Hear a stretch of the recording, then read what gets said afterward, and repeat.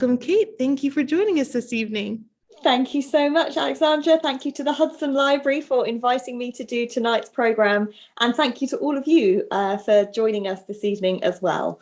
I am so excited to talk to you about my latest book. Here it is, The Woman They Could Not Silence. And to introduce you to Elizabeth Packard, who is the aforementioned woman. She is perhaps the most fearless and resilient woman I have ever encountered.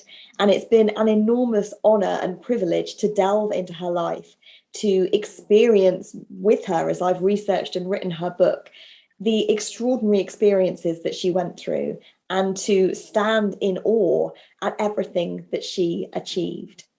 For tonight's presentation, I'm going to begin shortly with a brief reading from the book. And then I'll talk about Elizabeth, who she was, what happened to her, why she matters, and about my research for the book.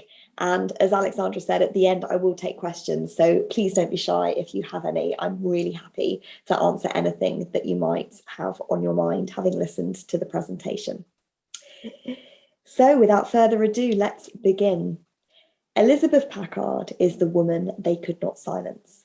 But I would not be surprised if you have never heard her name before, because as often happens to feisty women who stand up for themselves, history has forgotten her, and it commemorates instead the men who tried but failed to silence her. Elizabeth's downfall and her salvation centred on one thing, and one thing only.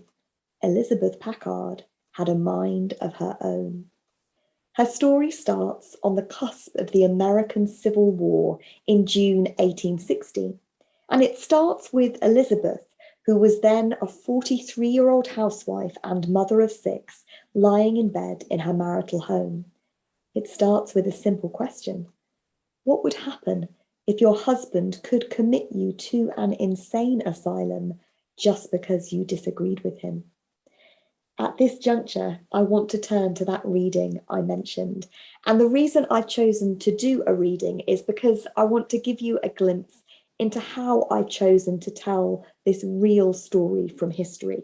Because this is a history book and it is a non-fiction book. But as anyone who's read the Radium Girls will know, I am at heart a storyteller and I write in a very novelistic way.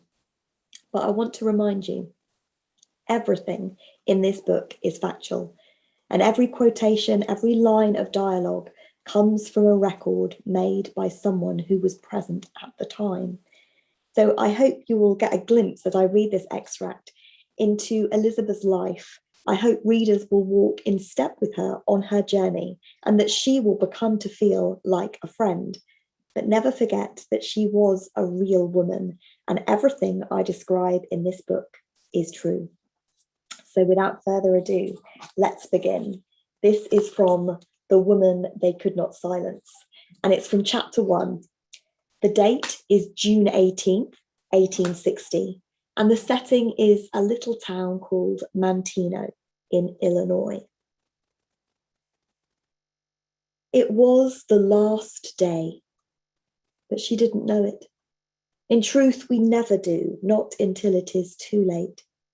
She woke in a handsome maple bed, body covered by a snow-white counterpane.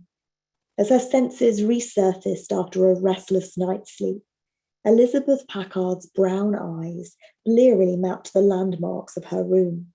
Embroidered ottoman, mahogany bureau, and smart green shutters that, for some reason, were failing to let in any light. Ordinarily, her husband of 21 years, Theophilus, a preacher, would have been snoring next to her, his gravity-defying curly red hair an impromptu pillow beneath his head. But a few long weeks before, he'd abandoned their marital bed. He thought it best, or so he'd said, to sleep alone these days.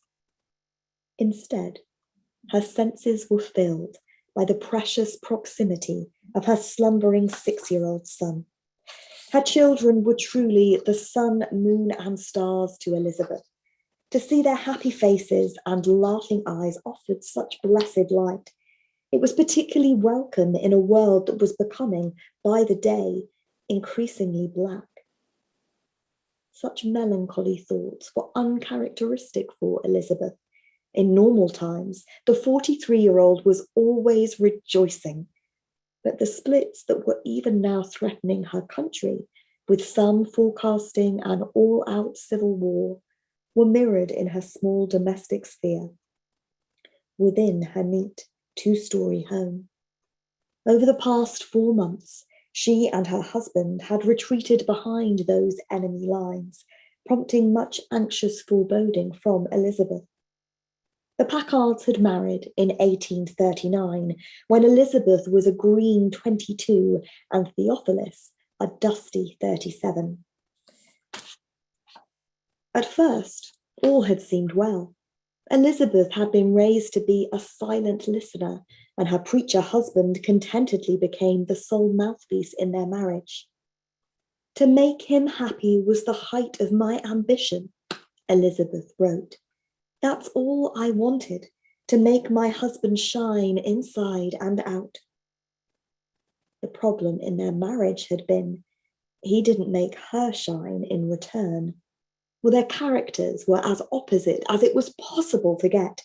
Where Elizabeth was vibrant, sociable, and curious, Theophilus was gloomy, timorous, and, in his own words, dull. Elizabeth described their marriage as cheerless. Nevertheless, she said nothing to him directly. That is, until everything changed. In 1848, the first Women's Rights Convention was held in Seneca Falls, New York, unleashing a national conversation about the rights of women.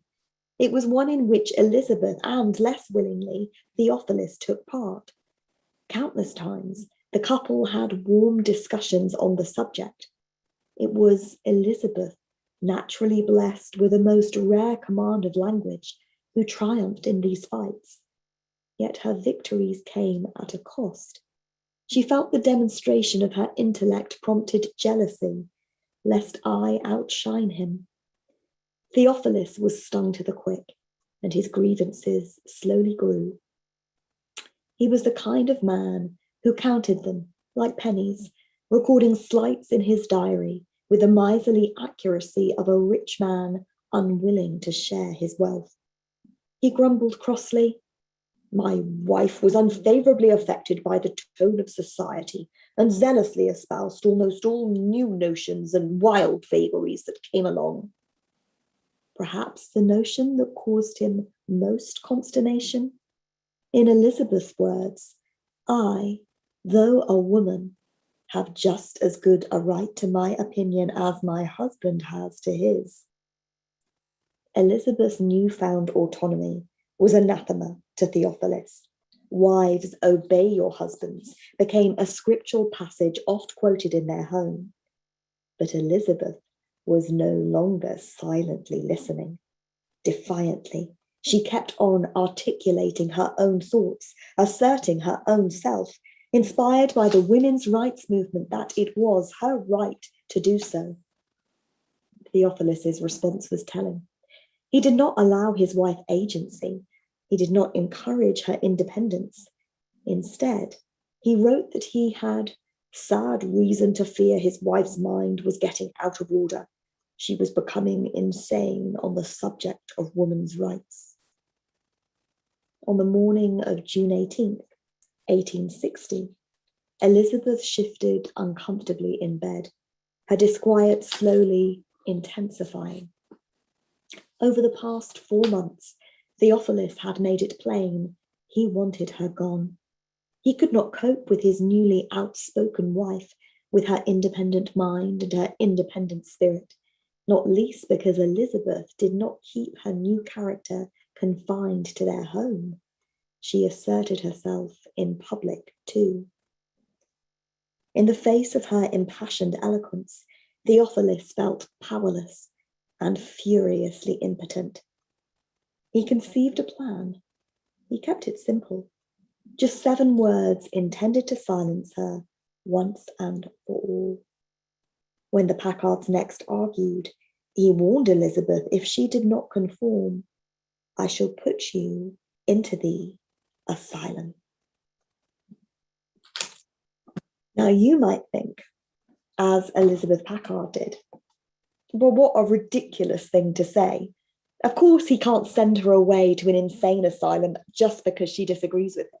Of course, he can't dispatch her to a mental hospital simply because she has a mind of her own. But there you, like Elizabeth, would be wrong. Because as crazy as it seems to us today, in fact, in the 19th century, women were regularly committed for acts of self-assertion. And this is what happened to Elizabeth Packard.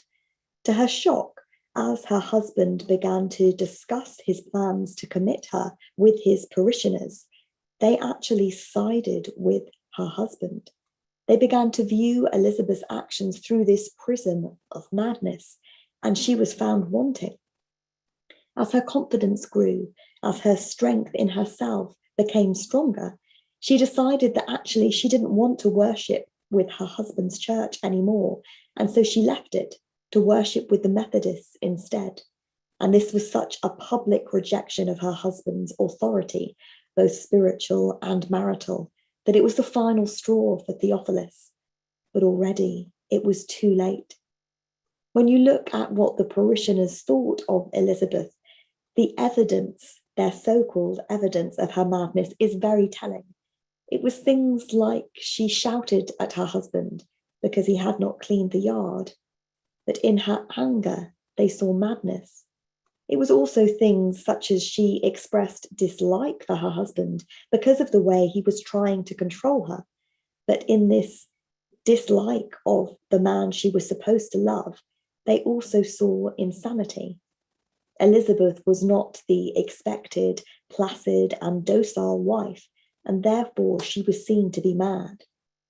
Perhaps the final nail in the coffin for her husband's parishioners, however, according to them, was the fact that Elizabeth liked to indulge in incessant talking.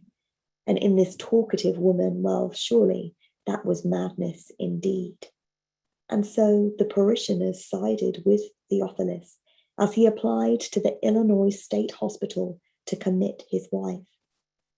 To Elizabeth's shock, however, when the doctors received her husband's application, they received it with open arms and indeed determined she was mad without even having seen her for themselves. This is because, in fact, it wasn't just small town parishioners who thought that angry or assertive women were mad. In fact, it was the received medical wisdom of the age. Doctors believed in something called moral insanity, and this was defined simply as eccentricity of conduct. But eccentricity of conduct, like beauty, is in the eye of the beholder. And so assertive women, women who were pushing the boundaries of what the 19th century expected of them, well, they were seen as morally insane because they were acting eccentrically in perhaps wanting to become a nurse, for example, rather than being satisfied in the home. A woman like Elizabeth, who had defied her husband, who shouted at him, who disliked him, who would talk even when she was supposed to be silent, well, she was seen as a classic case of moral insanity.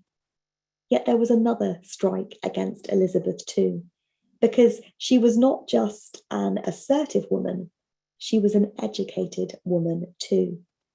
Elizabeth was actually brilliant. She received a first-class education, quite unusually for the time, and before her marriage, she was a principal, a teacher of a college in Massachusetts, an exceptional position really given her age and gender. But Elizabeth was someone who always shone beyond all else. But in the mores of the age, this again was evidence against her. As I dug into the medical journals of the time, I found a report from a doctor written in 1858 when he had visited a girls' high school in America. He said that he had commented to the teachers that they were training their girls for the lunatic asylum. To explain the reasoning that doctors had behind this theory, we can turn to someone called Dr. Andrew McFarland. He was the superintendent of the Illinois State Hospital and the man to whom Theophilus Packard applied when he tried to send Elizabeth away.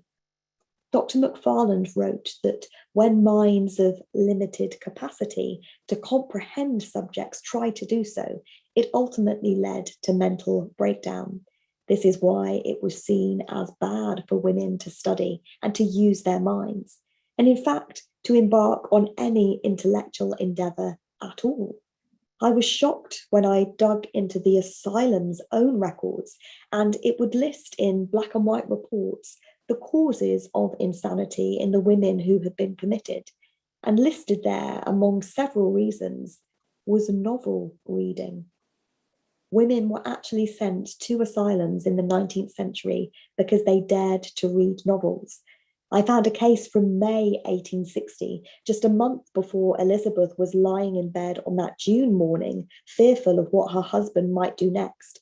And it was the case of a 15-year-old girl, known only as B. She was committed to an asylum because she had become greatly addicted to novel reading. Elizabeth found that when the application to the hospital was made, the doctors admitted her. And so, on a hot summer's night in June 1860, she climbed the stone steps to the insane asylum and found that the door rang shut behind her. She was admitted as a case, someone who had been subjected to excessive application of body and mind. Or as she put it, she'd been placed there by her husband for thinking. Elizabeth wasn't too worried at first to find herself in this situation because she thought, no matter, I will apply to the law for remedy. I will apply to the law for release. I'm a sane woman. Surely my husband and the doctors cannot keep me here. It's wrong. It's unjust. But here again, Elizabeth found to her shock and her horror that the law was also on her husband's side. In America at that time, there was a law known as coverture, which had first been written in the 1100s and had been inherited from England. Seems we Brits have a lot to answer for. The law said the husband and the wife are one, and that one is the husband. It meant that married women had no civic identity at all. Their legal identities had been subsumed within those of their husbands, leaving them mere shadows of their spouses.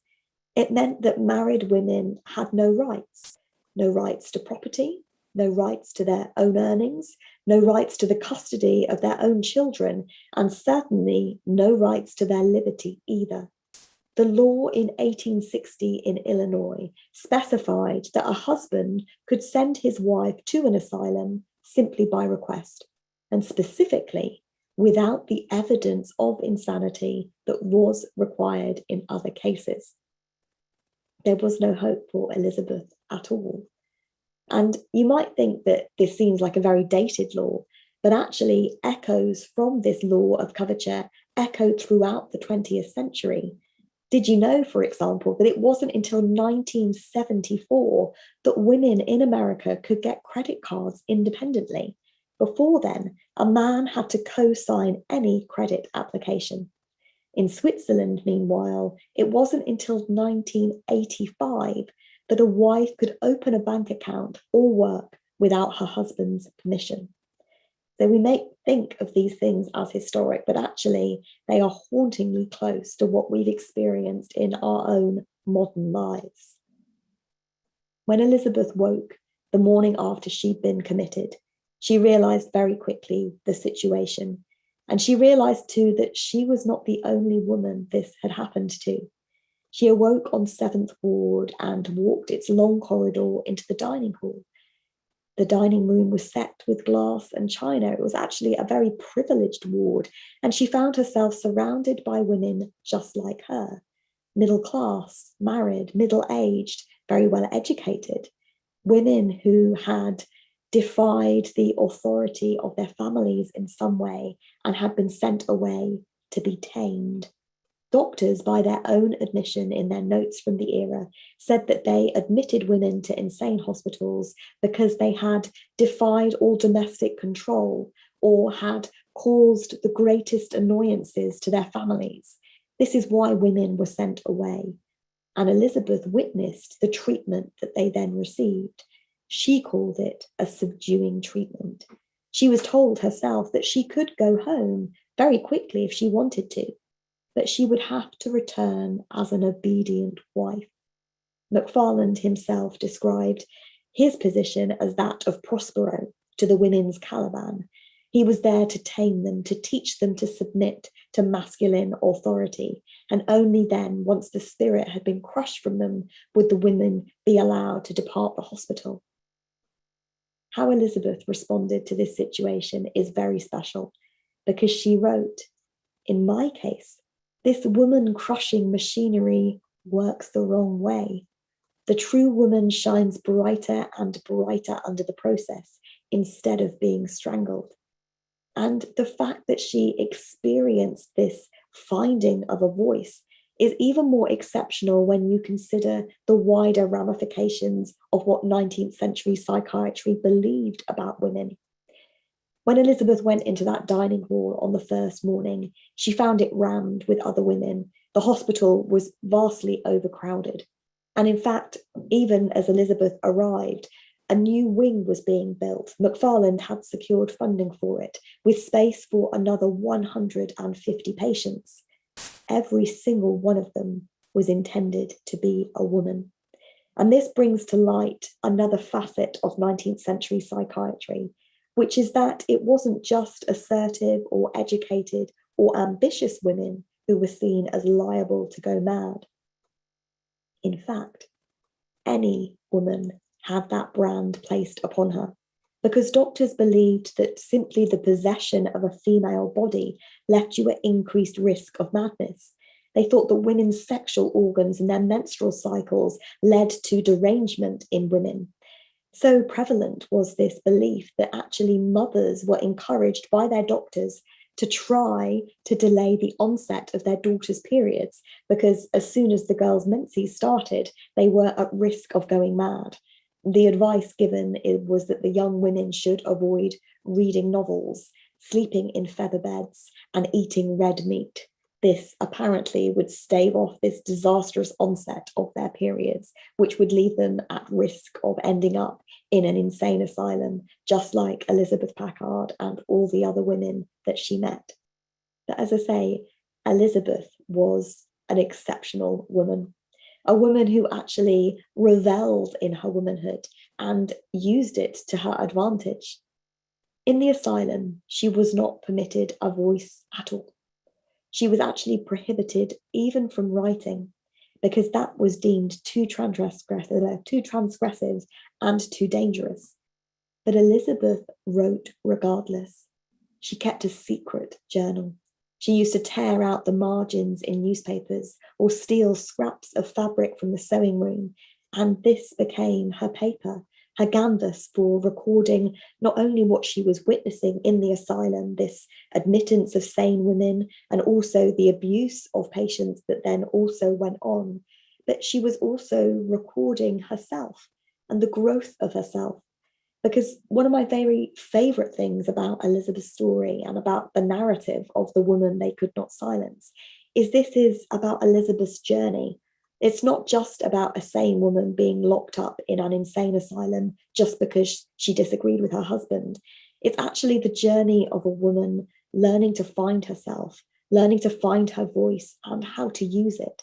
And Elizabeth does use it to remarkable effect. She was a truly extraordinary person, a person who defied not only the medical wisdom of the age, not only the authority of her husband, but actually the entire patriarchy. She took on 19th century society and changed it. She was a truly, truly wonderful person and really quite exceptional as well in every way that a woman can be. Elizabeth's journey is charted in this book. Her journey from housewife to historically significant heroine, someone who successfully battles to improve the rights of women and the mentally ill. But make no mistake, though this is a history book, the issues at its heart could not be more modern. And that's actually how I came to this story. Elizabeth's story for me didn't start in June 1860. It started in the fall of 2017, amid the fire of the Me Too movement. That's how my inspiration for this book came about. Everywhere that fall, as you might remember, women were speaking up and speaking out against sexual harassment, against misogyny, sexual assault, and rape. What really struck me about that incredible time was not that women were speaking up, because to be honest, we always have. It was that finally we were being listened to and believed. And it got me thinking, well, why hasn't that happened before? And how have women been silenced in the past? And as I sat at my kitchen table in London thinking about these issues, my thoughts coalesced around a single realization. For centuries, whenever women have used our voices, we've been called crazy. Our mental health has been wielded as a weapon against us, used to undermine and control us. And that happens right up to the present day. Just look at the Britney Spears case, which has been all over the news this summer. This supposedly mad woman who is under the control of male masculine authority, a woman who, whenever she asserts herself, is punished psychiatrically. There are so many parallels to the story. Just look at public political figures too, people like Hillary Clinton, Nancy Pelosi, Kamala Harris. They have all been labeled hysteric or mad women at various points in their careers, simply because they're sticking their heads above the parapet and they're being assertive and they're taking on the world. This still happens even to this day. And this is what I wanted to write about in this book, but I didn't want to write a polemic. As I said at the top of the presentation, above all else, I am a storyteller. And so what I wanted to do was try to find one woman's story in history that would allow me to explore and highlight these issues, but to do so through one woman's experience and one woman's journey. And so I went looking for Elizabeth Packard. I fell down a rabbit warren of internet searches about women and madness. And on the 15th of January, 2018, I first read about Elizabeth Packard in a University of Wisconsin essay that I randomly found online. 4 pages in a single paragraph, I first read her name. And I started digging deeper. And very quickly, I realized she was the one, the woman I wanted to write about next. Because what a woman she is. Fearless, resilient, exceptional, just so talented as a writer and as a political campaigner. People talked about her irresistible magnetism. And of course, as well, for me as a writer, what a story she has.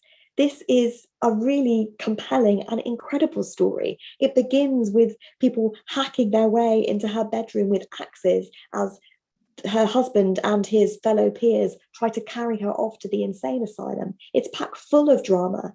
This is also a story that has a courtroom scene at its heart, as Elizabeth manages to secure a landmark legal trial to test her sanity. This is a story that has twists of Gothic horror as I take you inside the insane asylums of the 19th century.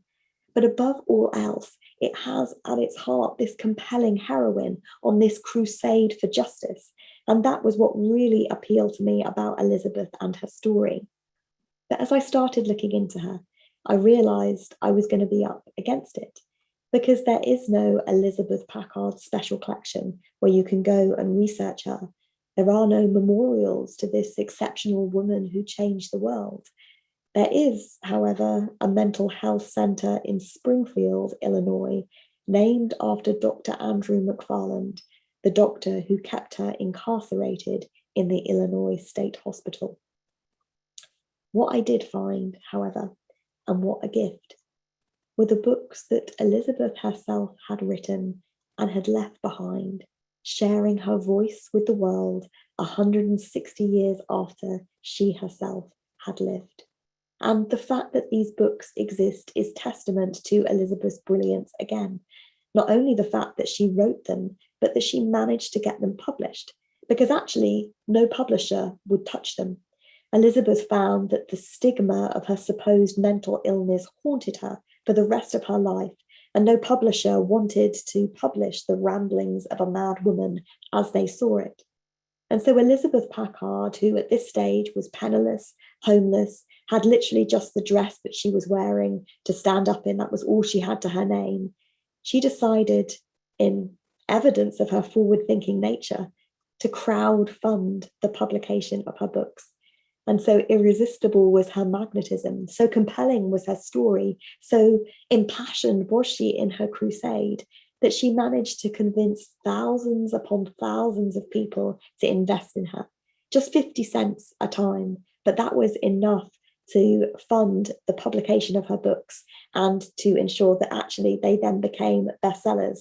And she ended up a very wealthy woman, someone on whom, as she put it, she had then a platform of greenback independence, and that wealth enabled her to become the woman that she wanted to be, the woman who could not be silenced and who would fight not only for herself, but for a whole sisterhood of women to make the world a better place for them. For me as a writer, the gift that Elizabeth gave me was her own experiences in her own words. I don't have to wonder or imagine what it was like to be a sane woman locked up in a 19th century asylum, because Elizabeth tells me exactly what it was like. And to read The Woman They Could Not Silence is to hear from Elizabeth herself, in her own words, telling us exactly what was going on, taking us on the rise and fall of her journey, the emotional roller coaster that she went on, and everything she had to dig deep inside herself to find. As I say, this is the journey of a woman finding herself. And perhaps one of my favorite quotes in the book is when Elizabeth talks of how this crucible of suffering has fired her into the woman that she is. She writes, "The worst that my enemies can do, they have done, and I fear them no more. I am now free to be true and honest. No opposition can overcome me." And that for me is Elizabeth's journey, and a journey I think all of us can learn from as well. For my research for this book, I didn't just want to focus on Elizabeth herself, as remarkable as her books were. I wanted to make sure that the book was balanced and that I had investigated both my antagonists and my protagonists. And I was lucky enough that my research uncovered, for example, the diary and memoir of her husband, so that I have first-person quotations from him in the book as well. I also found the writings and publications and letters of her doctor, Dr. Andrew McFarland, so we can hear from him exactly how he felt about women and exactly how he felt about Elizabeth, and why he continued to think she was mad. In fact, the fact that she became a political campaigner for McFarland was more evidence of madness. He said if her story was true, that her husband had persecuted her and she was not mad, he said, would any woman wronged in this way seek to correct it in the way that she has chosen, i.e. to try to change the world and make it better? For him, the fact that she came out publicly fighting like a lioness released from a cage was actually evidence of madness, whereas I think actually it's evidence of what a remarkable person she was, that despite her suffering, she actually used that to propel her in order to fulfill her mission. So as well as the doctors and the husband, I was also able to delve into the asylum records of the time. And as someone who found this perhaps one of the most compelling aspects of the story, because I'm fascinated by the history of mental health, and I've loved books such as Sylvia Plath, The Bell Jar, and The Yellow Wallpaper, and so on, One Flew Over the Cuckoo's Nest. I was fascinated to research the asylums myself. One of the things that really struck me was some of the darkness that was apparent in the asylum's own records that they openly admitted. For example, the women in Elizabeth wards worked in a sewing room. The women in these sewing rooms sewed everything for the asylum, the clothes, the laundry, the bedding. They, sewed thousands upon thousands upon thousands of items every single year. Buried in the statistics of all these items that they were making was a single line that haunts me still. The women were forced to make their own restraining jackets. Perhaps the darkest elements of my research, however, came as I delved into the medical journals of the time. Because I explained earlier how doctors of the era believed that women's sexual organs could cause their madness. Well, therefore, many of the treatments of the era focused on these too. The most horrifying treatment that I read about was something called a clitoridectomy. Today, we'd call it female genital mutilation. To correct emotional disorder and cure this madness, this so-called madness in women, they used to cut off their clitorises. I read the notes of a doctor who carried out this procedure, and it is heartbreaking and shocking to read that one such patient who underwent this procedure was a 20-year-old woman whose only so-called symptom of madness was that she liked to engage in serious reading. Another victim, another patient, was a 30-year-old wife who had dared to express dislike for the society of her husband. These are the women who underwent this barbaric practice for no reason other than that they dared to pursue their own likes, they dared to pursue their own voices. It was truly a medicalization of female behavior, and it's just horrifying to think about. Perhaps even more horrifying, however, is that my research uncovered that this practice was not confined to the 1860s. In fact, records show that in the Western world, it was carried out to correct emotional disorder until the 1940s. The last recorded case was on a 5-year-old girl. The more I delved into this subject, the more passionate I became about it. And my research took me to America to follow in Elizabeth Packard's footsteps. I traveled to her marital hometown of Shelburne, Massachusetts, which is way up in the mountains in the north of the state. It's a tiny hamlet, a place where the landscape speaks deafeningly of what has always been and always will be. Mountainsides and trees and forests, a place where the very houses creak with age. It was really illuminating, actually, to move from that place into the plains of the Midwest, as Elizabeth did. She herself talked about how the prairie winds were invigorating for her, how she felt that in, the frontier Midwest, she felt the strictures of society faded away, and beneath that wide open Midwest sky, she found her mind opened too. During my research in Illinois, I went to a Sunday service at the church where Elizabeth's husband had preached. And that too was illuminating. To stand and sit with the congregation, to join my voice with them as we sang and prayed and spoke in unison and moved our bodies almost in this choreography of community.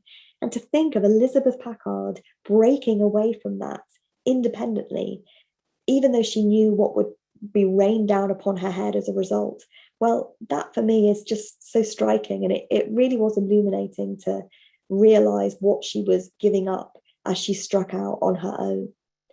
As a coda, the church now has a female pastor. And I just thought that was brilliant, that this church that had once tried to silence a woman now has a woman speaking for them and to them every single Sunday. Perhaps the most powerful part of my research trip was when I went to Jacksonville, Illinois, to visit the Illinois State Hospital, the hospital where Elizabeth was held. Like her, I walked past the stone gateposts that mark the border of the asylum grounds. They're very old now, of course, but they are still twice the height of a woman. And there was a very real sense of crossing over as I left the roar of civilization behind and moved into the peace of what is now a community park. The hospital is no longer operational, and I heard stories from the locals about how people as teenagers would break into those abandoned asylums and traverse the long corridors by flashlight, seeking out the secrets of the insane asylum. I moved slowly through the park, struck that the infant orchard that Elizabeth had described in her writings was now grown to maturity, and the trees were so many and so verdant that when the wind whistled through them, it sounded like a chorus of voices just trying to be heard. I looked for the hospital, but to my disappointment, it had been demolished in 1984. I was 30 years too late to go into the same building as Elizabeth Packard. I learned that when they knocked the building down, they kept the limestone windowsills because over the century and a half that it stood, patients had etched messages into the sills, words and drawings, just trying to have their voices heard. I spoke with someone on a call like this who had used to work in the asylum, and she said it wasn't just the windowsills where the patients tried to be heard. She remembered claw marks in the walls as they desperately tried to express themselves. There are other secrets too that the insane asylum still had to give up.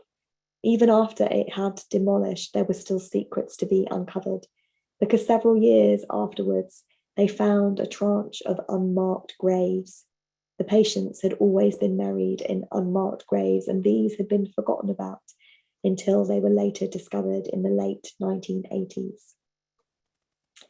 Though I couldn't visit the hospital building itself, there were still several auxiliary buildings dotted around that had been abandoned, and it was still haunting to peer through their windows on my visit, to see the stalactites of unfurling paint as they unfurled from the underside of staircases in these abandoned buildings, looking like underwater seaweed or a drowning woman's hair. I glimpsed orphan furniture through the windows, a desk, a chair, a hat stand with no hats. These buildings were graffitied, "Don't open, dead inside." But I think it is important to open the doors to the past, because through them step people like Elizabeth Packard, with her spirit as wide as her cage crinoline skirt. Elizabeth wrote, "Women are made to fly and soar, not to creep and crawl as the haters of our sex want us to." And I actually think that Elizabeth Packard's greatest legacy is not the laws that she changed, it's the inspirational example that she sets for us all. Through her book, Elizabeth shows us how to do it. She shows us how to believe in ourselves, how to find our voices and use them to make the world a better place. She wrote, "I will not hide my light under a bushel. I shall set it upon a candlestick, that it may give light to others." Luckily for us, Elizabeth Packard's light still shines, and you can read all about it in The Woman They Could Not Silence. I hope her light touches your life just as it has done mine. Thank you. Thank you so much, Kate. That was wonderful. We have some questions from the audience, but I have to say a few things before we get started. One, I'm glad you brought up the correlation between Britney Spears' case and Elizabeth, because I was reading it, and maybe with everything in the news, I was like, oh, this is still happening. Yeah, it's really quite haunting, actually. And even things with the other thing that struck me about Britney was she talked in that, very moving testimony that she gave a few months back about how she used to sort of post the happy Instagram post, and that was sort of her trying to get through it. And there's just such a parallel to the subduing treatment that I, researched in the book. The fact that these women were only allowed out to freedom if they pasted on a happy smile and, they submitted to what people expected. They had to be this sort of placid, docile, smiling woman, not the angry woman, not the assertive woman. And Britney's sort of comment about those happy Instagram posts, and, that for me was just a direct parallel as well. So yeah, the parallels are really quite haunting and quite chilling, actually. I agree. Yeah, it just, especially as we're all learning more about conservatorship, that just how hard it is. It's so easy to be placed in one. It's so hard to get out. Just reminded me of like Elizabeth trying to fight against her husband. It was just, it makes you feel like while this happened in the 1860s, it's still we're still dealing with. Definitely, unfortunately, but yeah. Yeah. So I just had to say that. But one of the things I absolutely loved about your book, and that's also all due to Elizabeth, you have so much of her actual words you incorporate in the book because she left around behind so much writing. So you have so much you can pull from.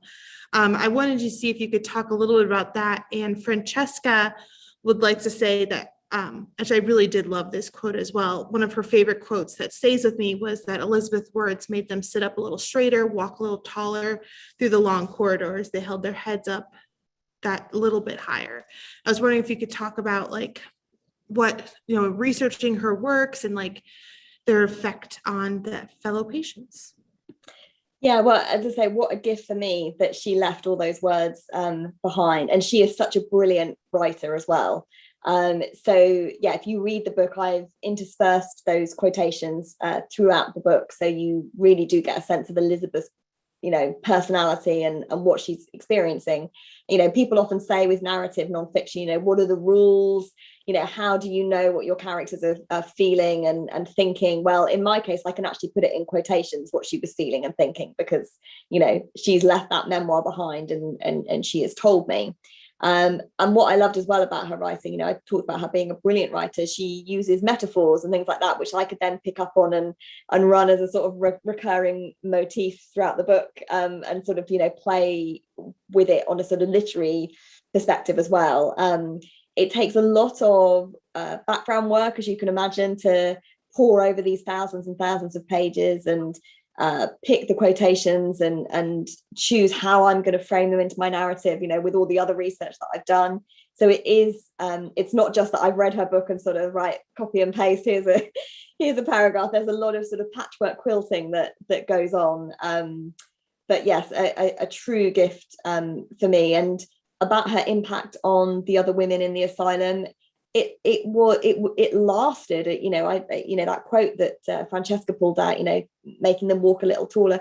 She did inspire people, and in fact, one of the reasons it's not really a spoiler to say, that it's kind of obvious from what I said that she does eventually get out of the asylum. And actually, one of the reasons she does get out of the asylum is because she inspires the patients to rebellion and revolt. And the doctor eventually releases her as a source of unendurable annoyance because she's caused too much trouble. And that influence is still felt even after Elizabeth leaves the asylum. You can see that in the way, some of the other patients sort of talk about her that we hear through reported scenes in newspaper articles that come out, many years later. She really did make a difference to people in terms of their belief in themselves and their tenacity and their resilience to be able to survive this horrific experience of being in an insane asylum, witnessing abuse, experiencing abuse. Elizabeth inspired them to still believe in themselves despite the way that the asylum was trying to crush them. And in doing so, she then inspired people in other asylums as well. And as she does get out and try to improve the rights of mentally ill, she does visit another asylum many years later. And again, it's talked about how the patients sort of press round her. She's a celebrity basically, and an inspirational one at that, because she teaches that even if you have this stigma of mental illness, whether you're ill or not, actually, you can get through it and you can, go on and be who you need to be and be who you are, and don't be afraid of that and don't be apologetic about who you are. I think that was the greatest lesson that she had. I would agree. I liked the stories about how they, you talked about when she passed around the book, I think, and the people, the other women really liked it, and the support she got from them, I thought was incredibly moving.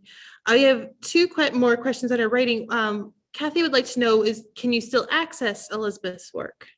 And do we still have the scraps of paper on which she wrote while she was in the institution? So yes, you can access them, and Google Books it is in some ways an absolutely wonderful thing. Many of her books now have been digitized. So actually, me researching from London, I was able at the click of a few buttons to find her books and to download them and have access to them electronically.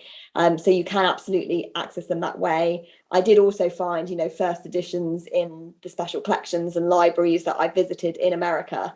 But obviously from a research perspective, it's so easy to be able to just download a PDF of them. So that was a gift. We don't have the original scraps of material that was left. We only have Elizabeth's account of it that she later published. What was kind of strange in a way is, as I say, there is no Elizabeth Packard special collection. And for someone who wrote thousands and thousands and thousands of pages, you would think that at some point in her life, she would have accrued a collection of papers. But whatever happened to it when she died, whether she had got rid of it before she died, whether her family chose not to commemorate it, whether it got burned, we just don't know what happened to it. Other writers who've written on Elizabeth have sort of said it seems so surprising that someone, as literate as she was, and all the letters that she wrote and the books that she wrote, you would think that there would be stuff left behind, but it hasn't survived, unfortunately. So all that survives are her printed books, and as I say, they've now been digitized, so they are accessible to people. And after this talk, you could click of a few buttons find them yourselves very easily. I won't lie, I really enjoyed the book, and I had to resist the urge to try to Google Elizabeth Packard to find out what happened to her, because I wanted to just enjoy the book itself. Yes. But after I finished, I did go on and try to find her works and start to read some of those, because I had more.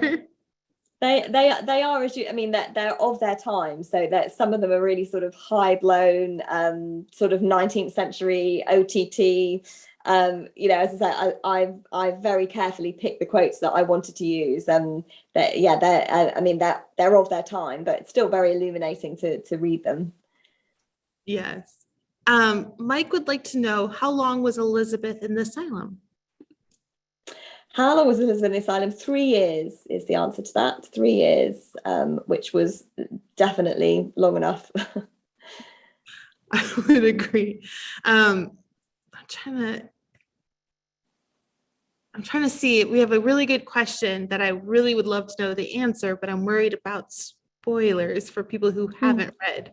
So I'm going to debate on that one. Pamela would like to know, how were you able to, did you have to convince publishers that this was a story worth telling, or did they immediately see the value in this history? Well, I was very lucky. So this was the book that I wrote after the Radium Girls.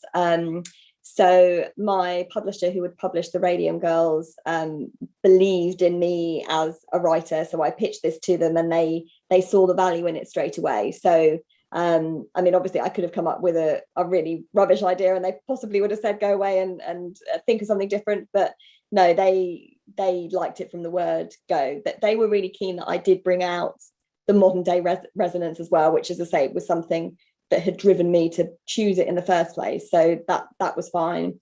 What I found interesting as a British woman researching it, when I first came up with the idea and pitched it to my publisher, I had to pitch it saying, I think this is a good idea, but I have no idea whether Elizabeth Packard is really well known in America.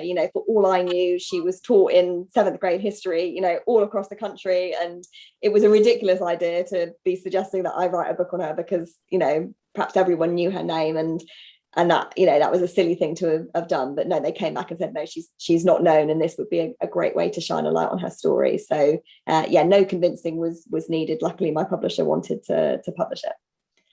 Which is good, because it's shocking, because she does write so much, but you really just don't hear about it. And I think I wasn't aware of her. And I think a lot of that might have been due to the fact that this was all going on at the same time as the Civil War. So there was. Yeah, that definitely had an impact. And even in terms of sort of coverage, sometimes, the war dominated a lot of things. I think the crucial thing actually was the way history was kind of rewritten in the 20th century. She kind of then got this, that, as I say, the stigma of mental illness that haunted her throughout her life, that actually took hold. So when I sort of found centenary flashbacks from sort of 1960 in the Jacksonville papers, they were commemorating Elizabeth as a nut who couldn't keep her mouth shut. Rather than a successful political campaigner, who was clearly sane, which is actually how she was seen in many quarters by the end of her life. But that was sort of glossed over, and she was remembered only as this nutcase who tried to ruin the career of a brilliant doctor. So I think that is the crucial thing as well, this rewriting of history that went on, where people forgot actually that she proved she was sane and that she was a brilliant political campaigner, and they remembered instead just the stigma of her being in an asylum and the sort of ethos of there's no smoke without fire. That's what haunted her in the 20th century, and why I think people forgot her to a big degree. I would agree. I think generally speaking, hopefully I should say, our stigma, mental health and all of that is different from it was in the 1860s, but we still have a ways to go. I want to say a few quick things before we have one last question. I have to say one thing I loved about Radium Girls was that you did interview some of the descendants. Now, obviously this was a lot earlier than your previous books, so you don't have as many immediate descendants. But Francesca, I'll take two more questions because this other one's good. She would like to know if you could talk without going in, I guess I don't know if it's a spoiler if it's someone's life, but without talking about the end of the book, can you talk a little bit about her family and how they coped with the whole situation? Yeah, well, I also love the fact that I spoke to the Radium Girls families, the Radium Girls. So actually, one of the first things I did when I chose Elizabeth as my subject was to track down living family members. So I did interview Elizabeth's relatives for the book. But as you say, it's an awfully long, time and distance now. We're talking great-great-granddaughters rather than sisters, as happened in the Radium Girls. So I did interview them, and I got some lovely tidbits from them, but they obviously didn't know very much. And as I say, because Elizabeth's writings had not been kept, there was no sort of keeping the flame of her memory alive down through the generations. So it wasn't that kind of situation. But one thing I did love is that her great-great-granddaughter has copies of her first editions, signed first editions from Elizabeth, and she keeps them in her living room on the mantelpiece. And she said she makes sure they're always in the background for any key family moments. So, for example, the prom pictures of her children, she always made sure that the books were positioned in the background of those shots. So it's like Elizabeth, the matriarch of the family, is there at all these special family events. And I just thought that was such a lovely detail that Judy shared with me. So I did interview the family members, but there wasn't so much that they could talk about with me. In terms of Elizabeth's immediate family, obviously what happens to her does have an impact in particular on her daughter, because this is the 19th century. Libby was the only female in the family when Elizabeth was sent to the asylum. So all the weight of that domestic responsibility landed on Libby's shoulders and has an impact. And so that for me was, one of the most tragic parts of the story is what happened to some of her family. Equally, one of her sons, finds her an inspiration, and he himself became a celebrated lawyer, someone who fought for what he believed in and was inspired in his work by his mother. So that's the happier ending. There's sort of two flip sides as to what happens to the family. I would agree. Libby's was heartbreaking, but it was interesting to see how the family members responded. And I love the story of her great-great-granddaughter with the books, and that's perfect. I know we still have questions, but we're going to just take one final one. I encourage you all to read the book because it's so fascinating. So I know for Radium Girls, you wrote a play based on the book. Have you any thought of considering making your latest book a movie or a mini series out of? Well, to clarify with Radium Girls, I directed a play before I wrote the book. It was kind of that way around. That's how I was inspired to write the book, is because I found a play written by someone else that I then was inspired to write my narrative nonfiction book. I hope that there might be a movie or mini series. Fingers crossed. I think Elizabeth certainly deserves one. So there's interest, but these things always take forever. So we'll just have to see what comes out in the wash, I think.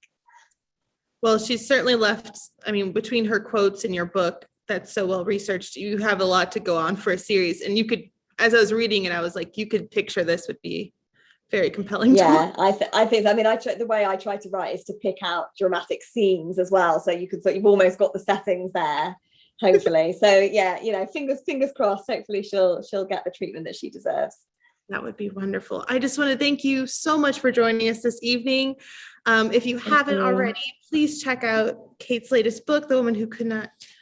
The woman they could not silence. Yeah, everyone calls it that. It's the woman who could not be silenced is the most common twist on it. But yeah, the woman they could not silence. Here it is. Ta-da.